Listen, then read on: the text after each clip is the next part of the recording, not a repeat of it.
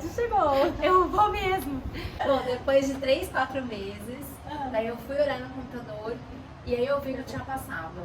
Meu, foi muito, eu lembro de chorar, assim, de emoção, de tipo, ai, eu passei, eu não acredito.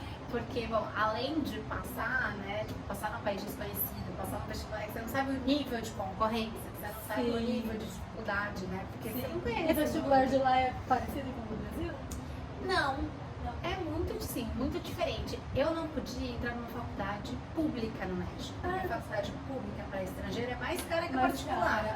Então eu testei, eu fui para a escola particular, fui para a faculdade particular. E aí, como eu consegui passar na época, meu pai já tinha mais condições, ele falou, eu te pago a faculdade, você se vira lá, você se vira pra puxar a tua vida, mas eu te pago a faculdade. Então foi a segunda... Já é um bom... Nossa, que já uma boa ajuda. Convenhamos que já... Porque a gente se vira, se tiver que comer pão com ovo, a gente come A pão gente com ovo. come muito. Ovo com lentilha, né? Tipo, meu, quando o dinheiro tava aqui, era pão, lentilha com Não ovo. vem com guacamole não, que é caro, é ovo com lentilha. A gente se vira, né? E mais sendo nova, na escola tava qualquer coisa, moro em qualquer lugar, tá tudo certo. E aí foi quando eu fui estudar. Ai, que saudade, quero voltar os meus 10 anos. Experimentaram, até pelo Rotary. Então, tem outros programas do Rotary para adultos. Legal.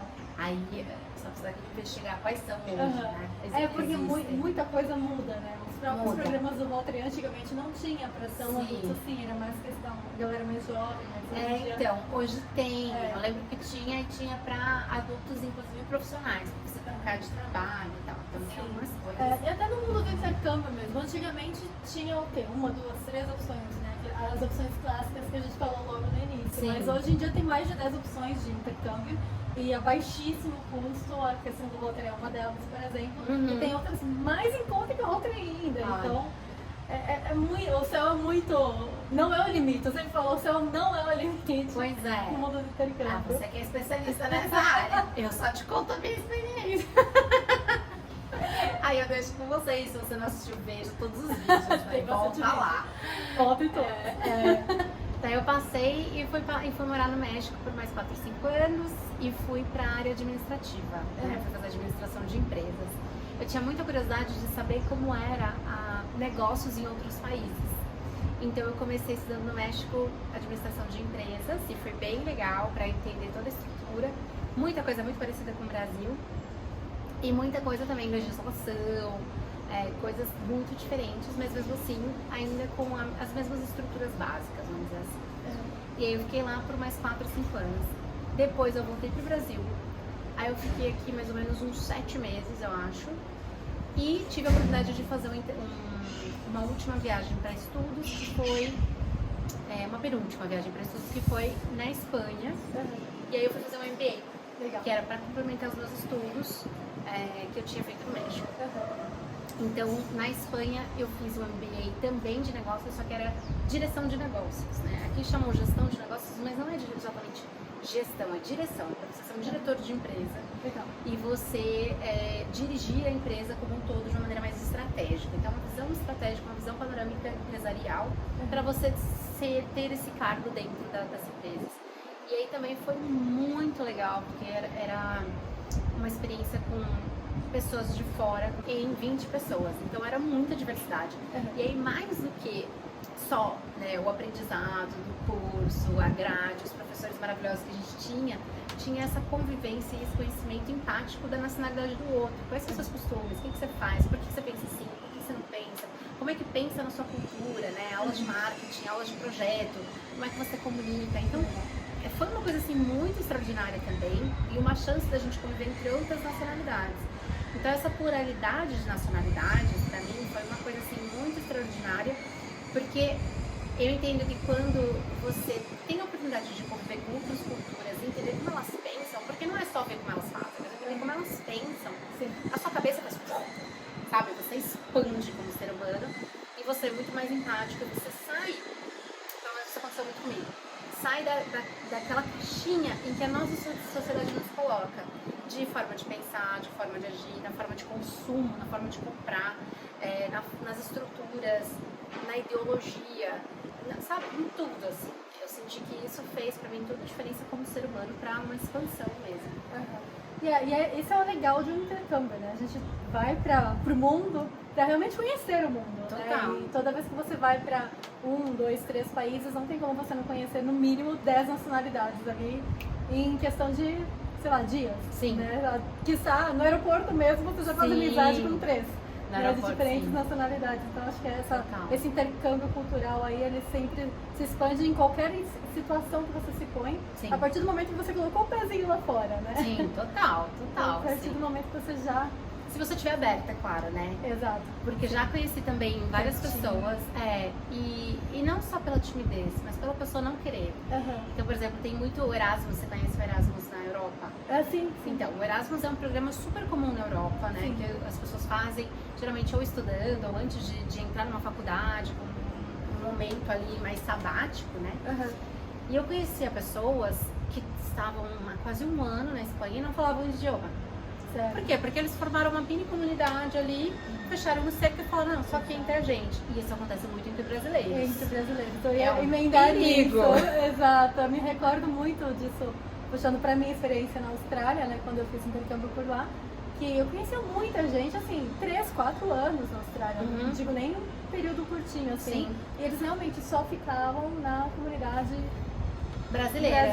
e Sim. realmente não falava a língua. E quando falavam era aquele nós vai, nós volta, que às vezes dá uma dorzinha no coração. Poxa, 4 anos aqui, vai. Aproveita. Aproveita, né? Se você pode. A gente não tá falando de uma língua diferente, não é um chinês, um japonês, Sim. né? É diferente se você tá num país que, sei lá, a língua é completamente 100% distinta da sua. Mas se tem um pezinho lá, o inglês não é tão difícil assim, prometo. Não é. Aos que têm medo ainda de falar inglês, ou se sentem, né? Sim. Ainda no nível básico, prometo que não é tão difícil assim. Sim. Realmente É uma questão de você se abrir, né? Assim, porque se você se fecha, e não tanto da timidez, porque a timidez é uma característica, né? Sim, Tipo, você sim. tem mais dificuldade, mas você faz seu esforço, né? Pra conectar com as pessoas, pra aprender aquele idioma, pra aprender aquela cultura. Mas quando você não tá disposto ou disposta àquilo, realmente, assim, você consegue ser um caranguejinho, entrar na sua conchinha, né? E falar, olha, eu não quero. E eu entendo, porque quando você conhece o desconhecido, dá meio medinho, dá aquela coisa, tipo, não entendi, mas como assim, né? Então, ver da perspectiva do outro, realmente, às vezes é muito difícil. Sim. Mas eu acho que é o maior ganho de quando você sai da sua cultura, né? E a gente, como brasileiro, eu já vivi isso também no México, a primeira coisa que eu fiz foi procurar a comunidade de brasileiros. Porque eu não conhecia ninguém naquele país novo, naquela cidade nova. E brasileiro, realmente, a gente se abraça. Nossa, brasileiros é super, né? Tipo, os irmãos. Vem aqui, tem brasileiro, pão de queijo, né? Exato. Se você dá aquele abraço, você já se satisfez a vontade do pão de queijo, do cafezinho. Total. Mas aí o único risco é você ficar só naquilo. Pra sempre, porque é muito quentinho, é realmente muito gostoso, né? A nossa cultura é muito cálida e tudo, e nós somos muito receptivos, mas quando a gente tá fora, a gente fica super saudosista, super, né, na nostalgia. Sim. Mas ao mesmo tempo, essa abertura é o que faz, acho que, toda a diferença dessa experiência ser realmente vibrante, né? Sim, exatamente, no intercâmbio. Que legal.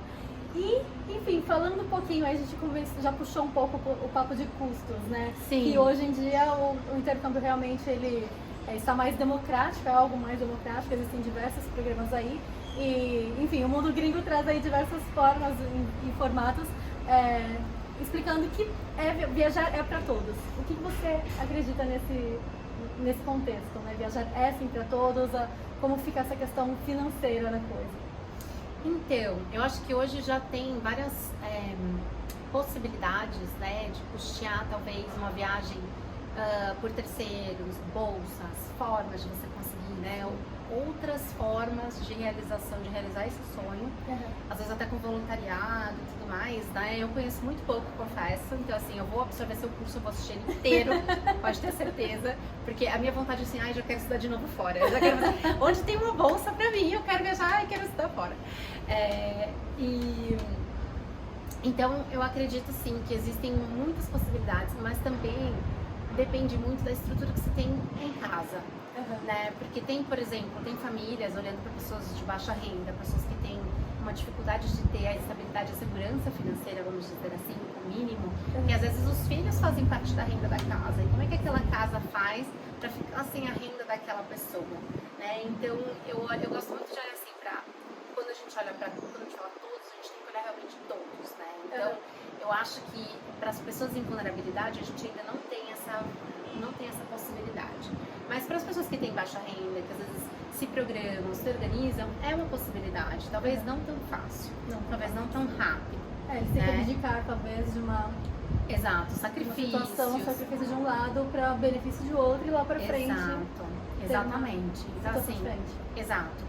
E assim, o que eu entendo é, quando você tem dinheiro, você tem uma liberdade maior de tomada de decisão mais rápida.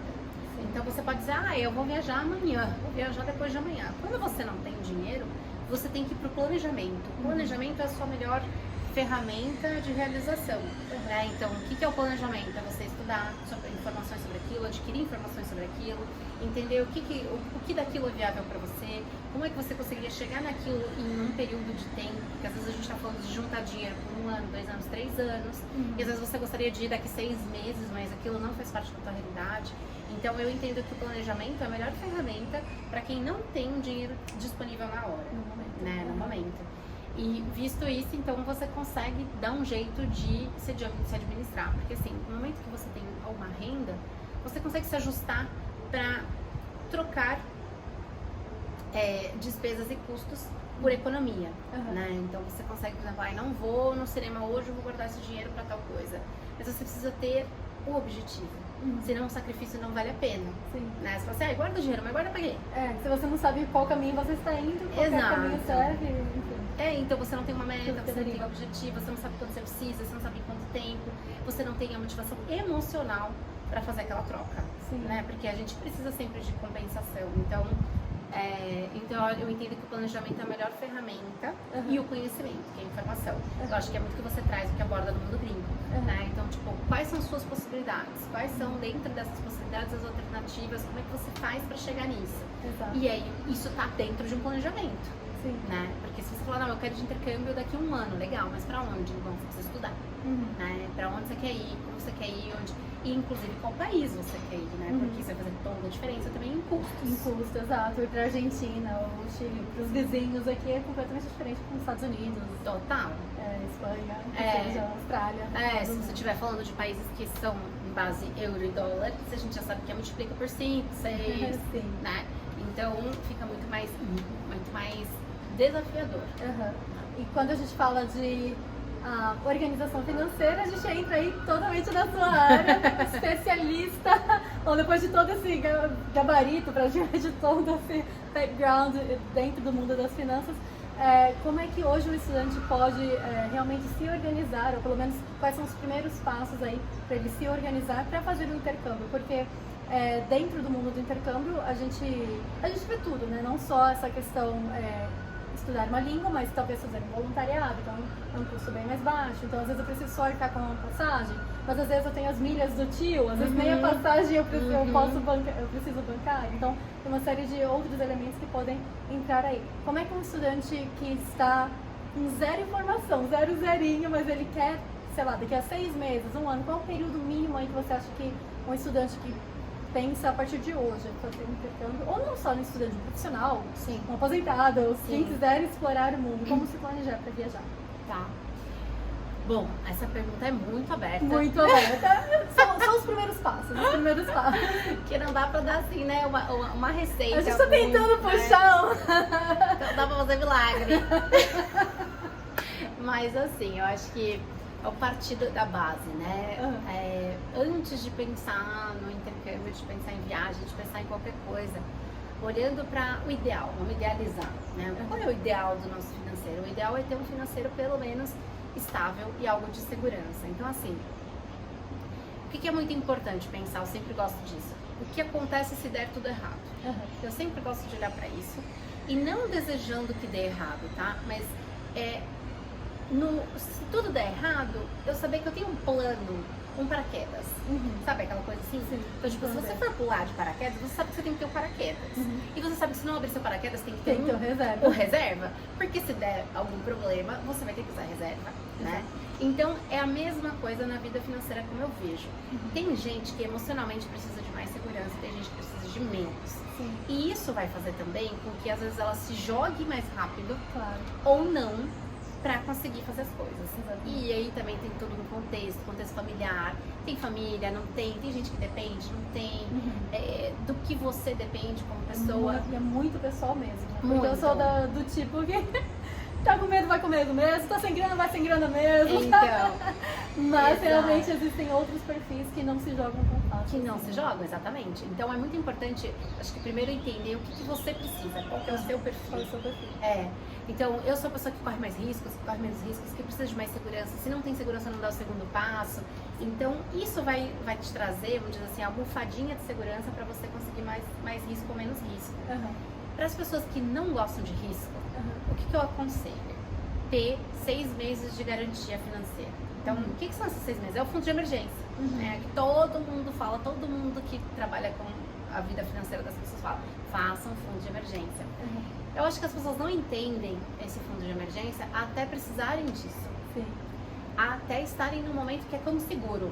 Por que você contrata seguro? Para nunca usar. Pra nunca usar. Certo? Porque se você fosse usar o seguro, você não contrataria o seguro, Sim. né? Então assim, o seguro, o objetivo dele é se queimar minha casa, mas eu não quero que queime minha casa. Se acontecer alguma coisa com o meu carro, se roubarem, mas eu não quero que roubem meu carro. Claro. Né? Então assim, você forma uma rede de segurança em caso de. Então, em caso de emergência, eu ativo meu seguro. Em caso de emergência, eu isso e aquilo. E esse fundo de reserva, ele é exatamente para isso. Então, eu vou viajar, eu preciso ter algum respaldo, eu preciso ter alguma segurança de que se der alguma coisa errada, eu tenho de onde tirar dinheiro. Exatamente. Né? Porque dependendo de onde você se enfia, então vamos supor que você vai para o Japão. Você é um brasileiro e vai para o Japão. Você tem o tempo de aprendizado do idioma. Que emprego você consegue se você não consegue falar o idioma? Você fica muito mais limitado, né? Então fica muito mais difícil você falar naquele país. Então se der alguma coisa errada, como é que você faz para se manter? Para não ter que cancelar a sua viagem do nada e ter que voltar para o Brasil.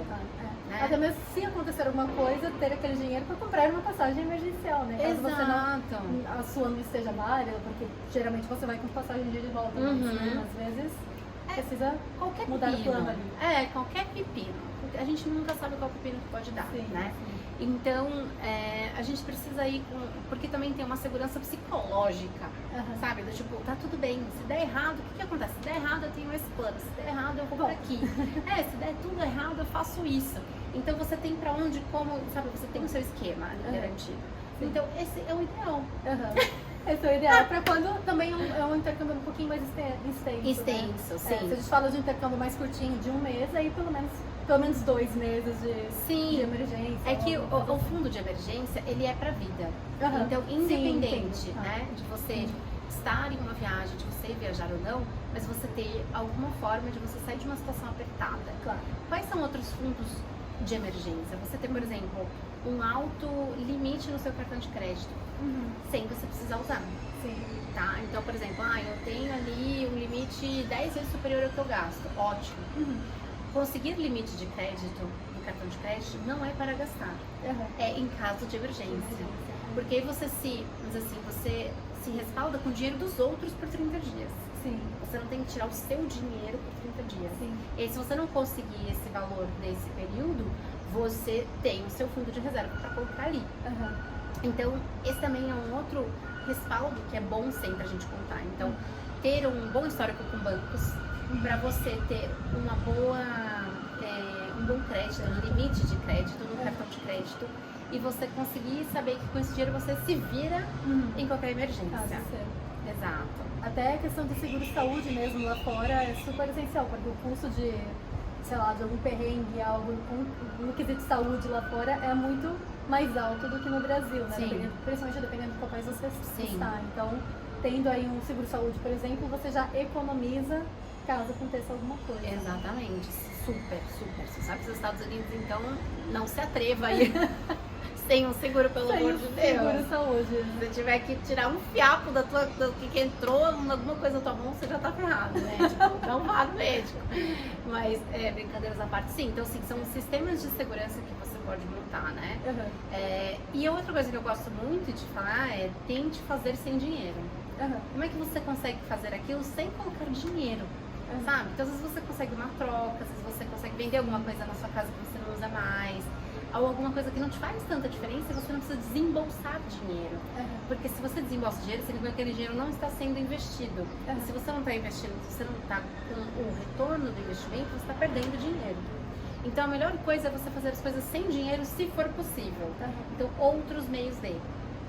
É uma coisa que eu gosto muito de falar. Então, são, assim, cada cenário, logicamente, vai precisar de uma demanda diferente, mas eu diria que são pequenas formas de pensar que podem te ajudar a fazer uma viagem mais segura, né? Se você é uma pessoa que precisa de segurança. Exato.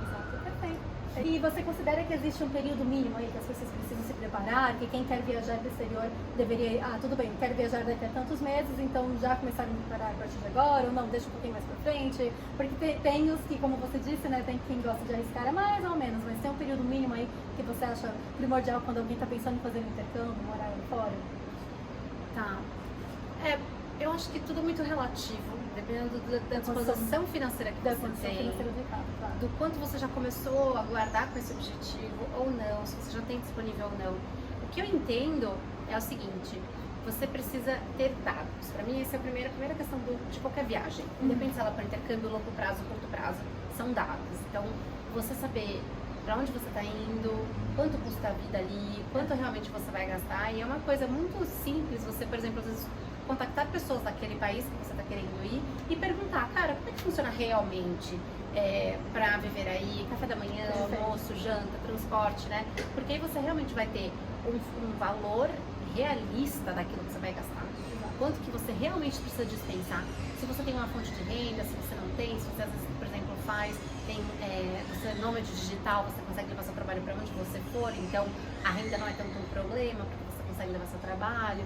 Então, eu gosto muito de olhar sempre para dados, pesquisar, entender, porque isso vai te dizer qual que é o seu tempo de preparação. E a gente sabe, por exemplo, que uma coisa é você comprar uma passagem 6 meses antes, outra coisa 3 meses antes e outra coisa 1 ano antes. Você tem o melhor preço, geralmente, com muito mais tempo, porque você garante, né? Tem uma questão de troca de dinheiro, você já deixa o dinheiro pré-pago ali, se você comprou uma passagem antecipada, então isso é super benéfico para as companhias aéreas e sai mais barato. Então, por isso que eu falo muito, tudo depende de quanto dinheiro você tem. Mas se você quer viajar bem, quer ficar bem, eu gosto muito do planejamento, e aí é coleta de dados, entender o quanto tempo você precisa para conseguir aquele tipo de vida que você quer, porque também isso vai fazer muita diferença. Uma coisa é você viajar e viver, dividir quarto com alguém, morar numa república, né, e tal. Outra coisa é você querer um apartamento para você. Exatamente. Então, tudo depende da sua disponibilidade, da sua flexibilidade, e isso vai te determinar o tempo. E outra coisa que eu gosto muito é do controle financeiro. Então, tipo, como é que você vai controlar quando esteja lá? Quando estiver lá, porque perrengues lá fora, pra acontecer, assim, é muito mais fácil do que você estando na sua zona de conforto no Brasil. Então, para essa questão de perrengue, principalmente, acho que é super. Sim, e vai muito também. No começo, quando a gente está se adaptando e entendendo aquela cultura, a gente comete erros. Sim, né? muito erros. Então, o tempo de aprendizado, essa curva de aprendizado que a gente tem daquela cultura, também custa mais caro. Sim. Né? Então, compra a passagem errada do ônibus, do metrô, podia ter economizado aqui, o SIM card do cartão. Perde coisas pequenas que juntando aí. Exato. Então, eu gosto muito de olhar para um 20% de erro, sabe? Nesses primeiros meses. Então você já calculou, bonitinho, olha, se eu almoçar um jantar assim, vai dar uns por $15 por dia. Legal, mas considera que você tem uma curva de erro. Então coloca um 20% a mais ali na tela nos teus 3 primeiros meses de orçamento, pra você conseguir entender e tal, porque senão você fica muito apertado, né? Então eu gosto também de olhar pra, tipo, qual a sua curva de erro que você vai ter, principalmente quanto mais diferente a cultura é, maior a curva de erro. Sim. Né? Com certeza. Então, eu digo morando na China. Exato. Quantos erros. Então, assim, você vai pra América Latina, é um mundo. Você vai pra América do Norte, é outro mundo. você vai pra, sei lá, pra Europa é outra O mundo coisa. é gringo demais. É o mundo. Aí você vai pra Ásia e você fala, meu Deus, né? Eu nunca fui pra Ásia ainda, mas assim, eu já sei, eu tenho amigos de lá, então eu sei que a coisa é muito diferente, muito extraordinária. Então essa curva de erros também é importante. E estando lá, eu quando viajo, a gente falando de viagens mais assim, controláveis, né? Que são viagens mais curtas, eu gosto muito de determinar um orçamento por mês e deixar só aquele dinheiro disponível do mês onde eu vou gastar. Por exemplo, sei lá, eu vou viajar para um país, às vezes eu prefiro até levar em dinheiro mesmo, em espécie, porque tipo, se você vê o seu dinheiro, você fala, olha, eu tenho, sei lá, R$100 por dia para gastar. Cara, você vai ver os seus R$100 indo embora e você vai ter a noção perfeita de quanto você está gastando. Então assim, é uma coisa que eu gosto de fazer quando eu faço viagens mais curtas, porque eu falo, ó, eu consigo ver, tipo, eu fui pra Argentina, passei quase um mês, não, tipo, 5 semanas na Argentina, essa última viagem. Cara, e o dinheiro argentino, ele é muito dinheiro. Eu saía com um bloco desse tamanho de casa. Somos milionários, a gente sai do banco. Mano, que máximo. Mas aquilo também não precisa de nada, esfarela. Você chega em casa, você tem 2 moedas. Pronto, acabou tudo, né? Então, levar o dinheiro nesse me faz controlar muito mais, porque eu consigo ver e eu separo por dia ou por semana. Então, tipo, às vezes sobrou nessa semana, você sabe que você tem um pouquinho a mais pra gastar na próxima. Ou não, você economiza pra uma coisa especial. Mas você controla muito mais. Então, resumindo, é muito difícil dizer exatamente um tempo. Tudo depende, então, dos recursos que essa pessoa tiver disponível. Mas eu acredito que quanto maior, melhor o planejamento do negócio. Da viagem toda fica mais fácil, fica mais leve. E às vezes até mais barato porque você consegue pesquisar outras oportunidades. Né? Exato. Mas também lembre de tirar do papel, porque às vezes a pessoa fica no planejamento, o planejamento não tá planejado ainda o suficiente, tipo, vai com o que tem, vai indo, né? Mas não trava também no planejamento, porque eu conheço muita gente que trava no planejamento e daí não vai mais. E não vai mais, não faz nada na vida, né? No geral, não faz. Porque nada vai ser perfeito, viu, gente? Sempre vai dar um perrengue. Perrengue eu acho que é o tema mais que a gente mais fala dentro do mundo de viagens. E perrengue financeiro ainda, né? E falando em questões financeiras, perrengues financeiros, programação, organização financeira, a gente tá falando com a pessoa certa, porque é a pessoa com a bagagem financeira por trás. Então, conta um pouquinho como que funciona a sua mentoria, porque você tem toda uma mentoria que ajuda, né, as pessoas de forma geral, não só viajantes, mas todo mundo que precisa se organizar para a vida e para viagens. Então, como que funciona a sua mentoria? Exato. A minha mentoria, deixa eu te contar um pouquinho antes da mentoria para chegar na mentoria. Eu entendi o financeiro como uma ferramenta para poder viajar. E entendi também quais são as dores de você não ter um financeiro, vamos dizer assim, razoável, né? E os benefícios de ter um financeiro razoável. O que significa razoável? Organizado, saber o básico financeiro, daí, vamos dizer, da lógica financeira para você conseguir administrar o seu financeiro. Porque a gente tem dinheiro, tem que lidar com dinheiro. A gente está num mundo em que dinheiro é importante, então a gente precisa saber lidar porque o dinheiro é uma ferramenta para a gente realizar o que a gente quer. A gente precisa de dinheiro para fazer qualquer coisa, para fazer o bem, para fazer o mal, para fazer para você, para fazer para os outros, para tua família, para estar bem. Então a gente precisa do dinheiro. E eu entendi isso desde muito nova. Eu comecei a gerenciar dinheiro desde muito nova. Eu ajudava em casa minha mãe a gerenciar as contas da casa, pagamento, conta bancária. Então eu sempre estive muito próxima a isso. E sempre vi também, trabalhando com pequenos empresários, a dor que é não ter uma educação financeira. Porque quando a gente é pequeno, né, uma pequena empresa, eu estou falando de empresas porque hoje eu estou muito focada em empresários, né? Mas não só empresários. Mas o que eu percebi foi, quando você tem uma pequena empresa, geralmente é o empresário que faz tudo. É o eu empresário para muitas coisas, né? Você sabe bem disso. Então, nesse momento, o que a gente faz? A gente replica exatamente a nossa tomada de decisão, a nossa forma de pensar, a nossa lógica financeira para a nossa empresa. Então, ela vai ser um espelho daquilo que a gente faz para a nossa vida pessoal. Então, por lógica, se você não tem um conhecimento financeiro básico, se você não tem uma noção financeira, da estrutura financeira, da lógica de finanças, do dinheiro, a lógica do dinheiro, você vai fazer isso na tua empresa e muito provavelmente a tua empresa vai ou perrengar muito para crescer e chegar naquele momento que você tem dinheiro para contratar uma pessoa que tenha o conhecimento para vir te ajudar, ou você vai quebrar. Porque é sempre difícil. O dinheiro, ele é a base da empresa. Você cria uma empresa para fazer dinheiro, né? Então a empresa é um investimento para você fazer mais dinheiro. Então não faz sentido você não ter um bom financeiro se esse é o objetivo da tua empresa, né?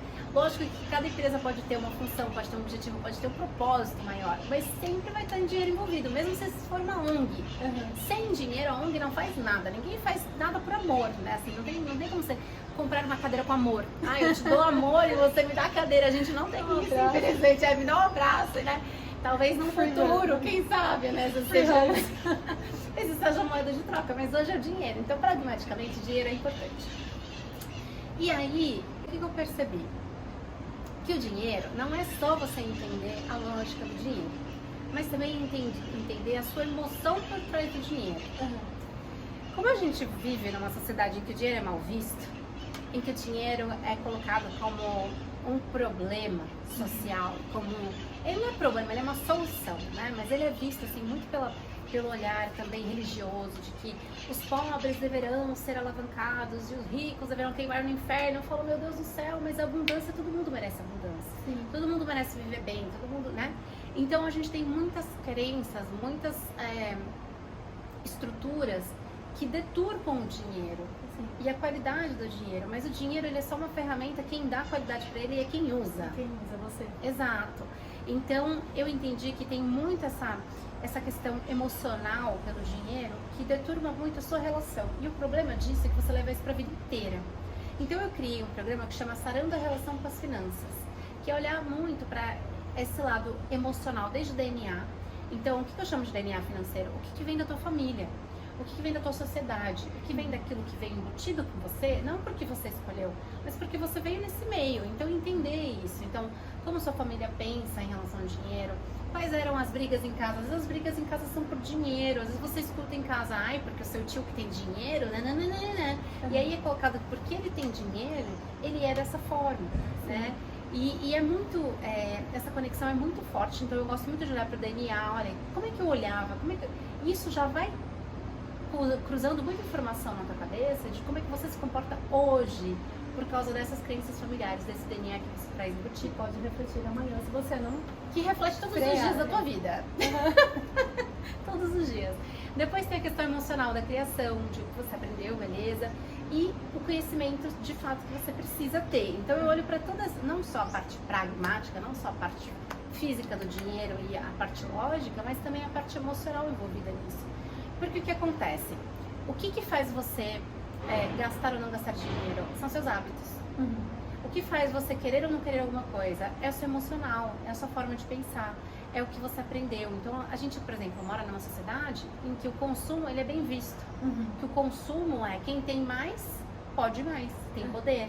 Né? Então, o quanto a gente não se esforça para ter mais, para aparentar ter um poder que você às vezes não precisa dele, ou que você não precisa mostrar dessa forma. Né? Então, pessoas que às vezes se bolacham na vida porque querem comprar um carro que não tem condição de pagar, porque se endividam comprando um apartamento ou uma casa porque acham que precisam daquilo.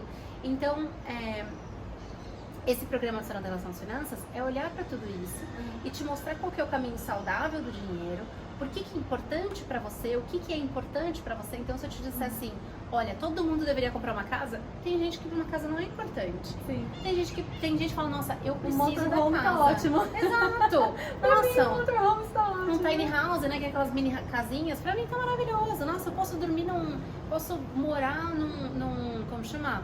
Dividindo quarto, numa república, num albergue, tranquilamente, não tem problema nenhum. Tem gente que vai falar, tá tudo bem, pra mim isso não é importante. Tem gente que fala, não, eu preciso do conforto, eu preciso morar sozinho, eu preciso da individualidade, eu preciso morar assim, eu quero morar assado.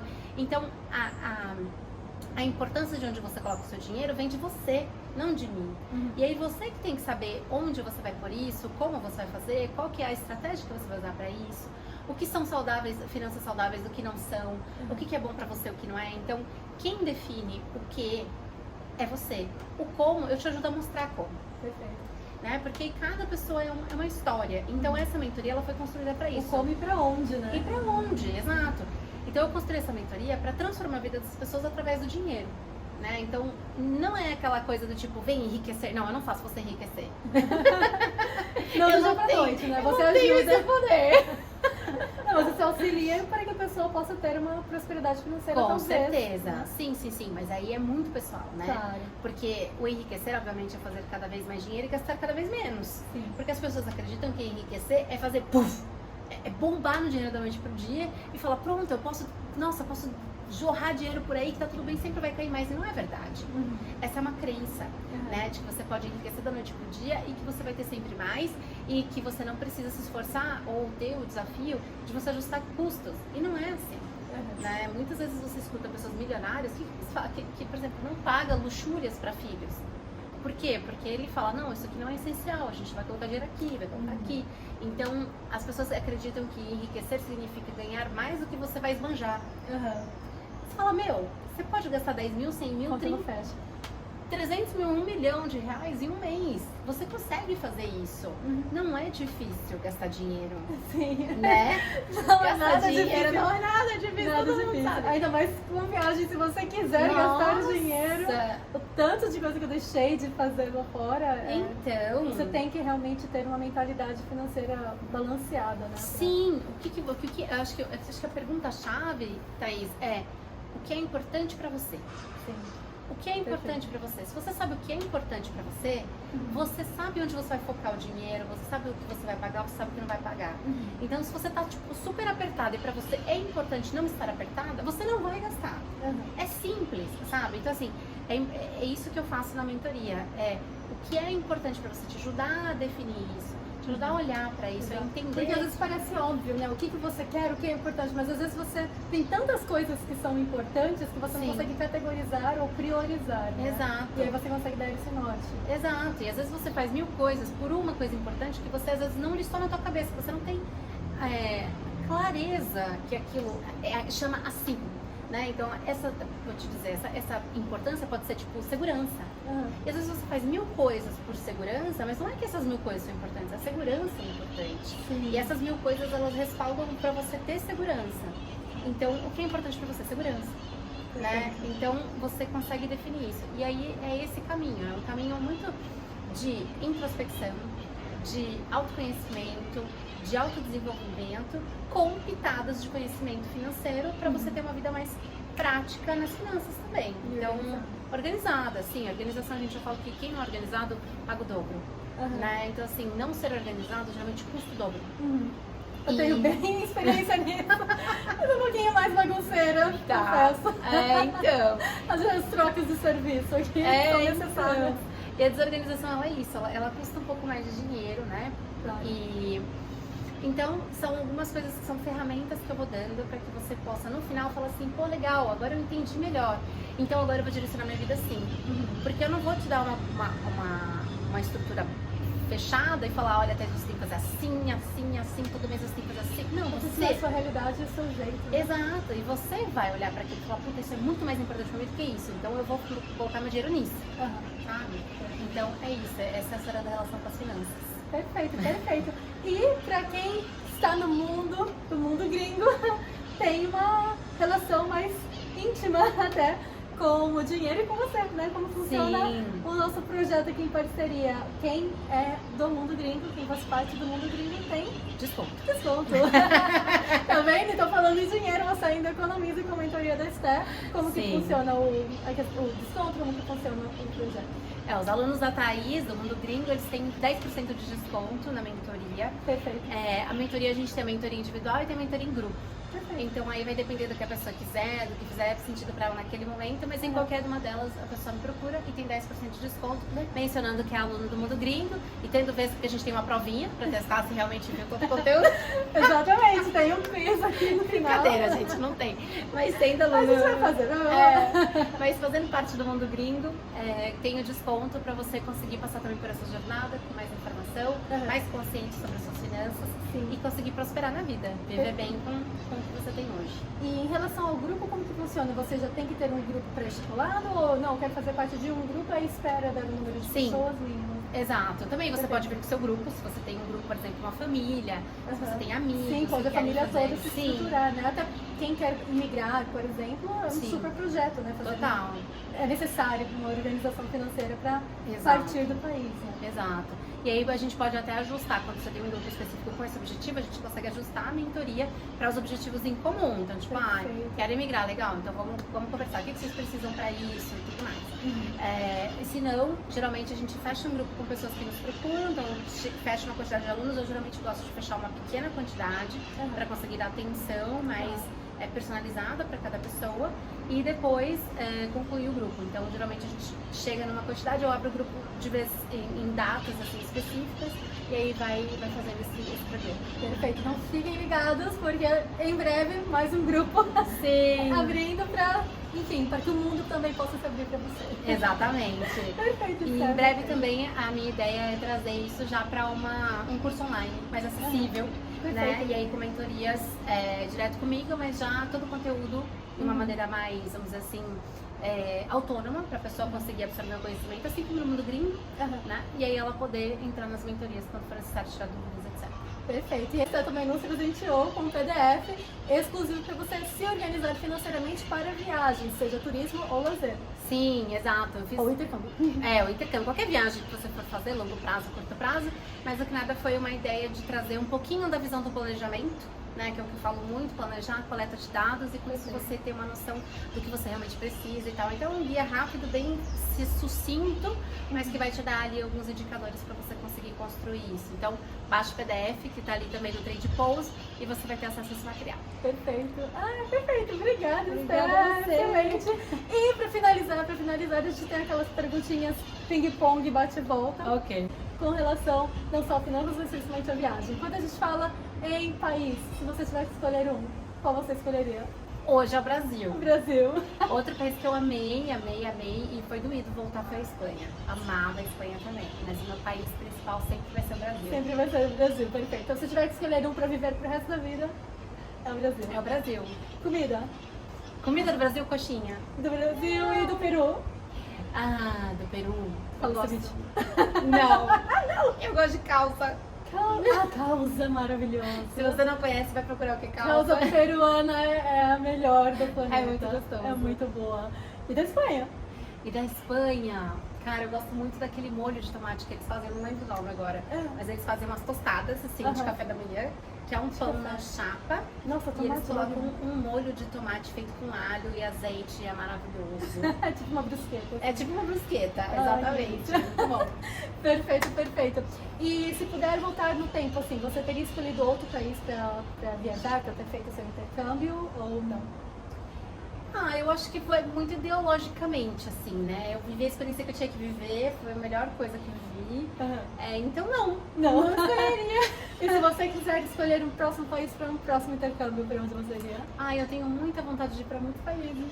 Mas eu tenho muita vontade de conhecer a Suécia, fazer alguma coisa de empreendedorismo na Suécia, assim, acho que é um país que me ensinou muito a conviver com uma sueca, muito amiga minha até hoje, a Irma. E ela me ensinou muitas coisas muito legais, é um país muito evoluído em muitas áreas, assim, que eu acho muito legal, de empreendedorismo, de feminismo, sabe? Então é um país maravilhoso que eu tenho vontade de ir também. França também, morro de vontade de voltar pra França, estudar na França um tempo também. Canadá, minha lista ela vai, voltaria pra Espanha de novo. Se eu puder, eu vou. O mundo tem no mínimo 207 países Exato. aí, entre os ON e não ON, então... Exato. E se a gente falar em perrengues, onde foi que você mais passou perrengue? Qual país, assim, que te trouxe mais perrengues? Eu acho que o maior perrengue que eu passei foi no México. Em uma das minhas viagens, isso já foi viagens de volta, assim, de ir pra visitar. Que roubaram a minha mala, que eu até comento no trem de pouso, né? Perfeito. Roubaram a minha mala com tudo. Estávamos viajando, eu e 2 amigos de intercâmbio, a Gabi e o Olha a necessidade do planejamento financeiro. Nossa, gente. Assim, a gente foi viajar, a gente estava de carro alugado. E aí a gente estacionou num lugar. Perguntei para os policiais é onde a gente pegava a balsa. Perguntei para os policiais, pode estacionar aqui? Não, estaciona aqui, super seguro, a gente fica aqui o dia inteiro. E a gente não entendeu que tinha um esquema com os policiais. E quando a gente voltou à noite, a gente não tinha mais mala. Então a gente só tinha a chave do carro, o carro, e cada um tinha acho que eu tinha uma bolsa com passaporte, minhas coisinhas de bolsa. Todo mundo tinha levado passaporte, graças a Deus. Passaporte essencial. Nossa, Viagem com passaporte. Todo mundo tinha levado passaporte, mas assim, Eu lembro da minha amiga e meu amigo voltando com uma sacolinha de supermercado, com o que tinha sobrado no carro, porque a gente não tinha mais nada, ninguém tinha mala, nada. A gente passou um dia inteiro na viagem fazendo compras. Desde a mala, calcinha, meia, sutiã, tudo. Shampoo, sabonete, tudo que você imagina. Imagina você ficar sem nada na sua bagagem, assim, nada. Tênis, tudo.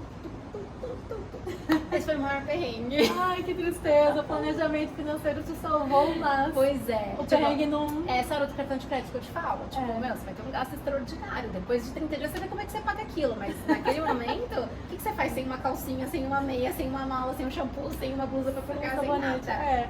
Tipo, Essencial. Então, tem que gastar. Sim, meu Deus. Dá uma taquicardia, não consigo imaginar. Perfeito. E perfeito não, né? Já não, foi. Perfeito sim, já foi. E o lugar mais lindo que você já visitou, assim, que você conheceu? Ai. Olha, é difícil escolher um lugar lindo, porque acho que cada lugar, assim, Tem uma beleza diferente, tem né? coisas extraordinárias. Assim, o México tem paisagens inimagináveis que as pessoas não fazem ideia. Não fazem ideia. Quando eu fui, eu não tinha ideia do que estava me esperando, mesmo com um Google.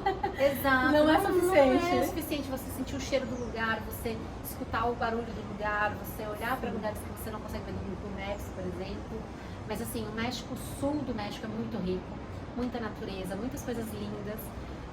A Espanha também tem, eu amo o sul da Espanha, que tem toda aquela mistura de cultura, da cultura árabe com a cultura cristã, com a cultura, sabe assim, aqueles prédios, aqueles jardins maravilhosos, aquelas estruturas maravilhosas que tem de Granada, por exemplo, Sevilha, coisas maravilhosas. Barcelona, cara, arquitetura em Barcelona. Nossa, gente, a lista é muito grande. A lista é muito grande. Um só. E tem um lugar que você menos gostou? Porque eu, na verdade, eu não tenho assim um lugar que eu odiei, mas que você menos gostou na lista. É o que vai por último ali. Um lugar que eu fui e não voltaria mais foi a República Dominicana. Certo. Foi um lugar que eu não me identifiquei com nada. Sendo mulher, eu me senti extremamente insegura. Muita insegurança, muita diferença social, muito crítica, assim. Me senti muito insegura e eu me senti muito num turismo capitalista, assim, sabe? Daquela coisa bem contrastante. Então, é um lugar que não me chamou, não me cativou. Mas acho que porque pra mim, como eu tava falando, segurança é importante.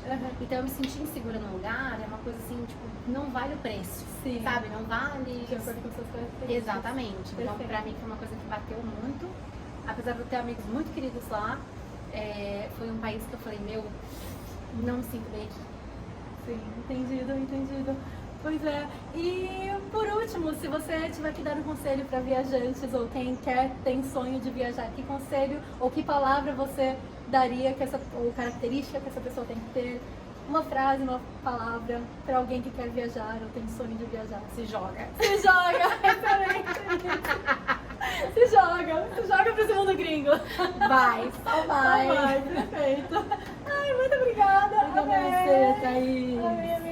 Muito bom, obrigada. É isso, Obrigada bora para mais projetos e para mais organização financeira, planejamento financeiro, para viajar mais e muito mais. Com certeza, e viajar bem. E viajar bem. Obrigada.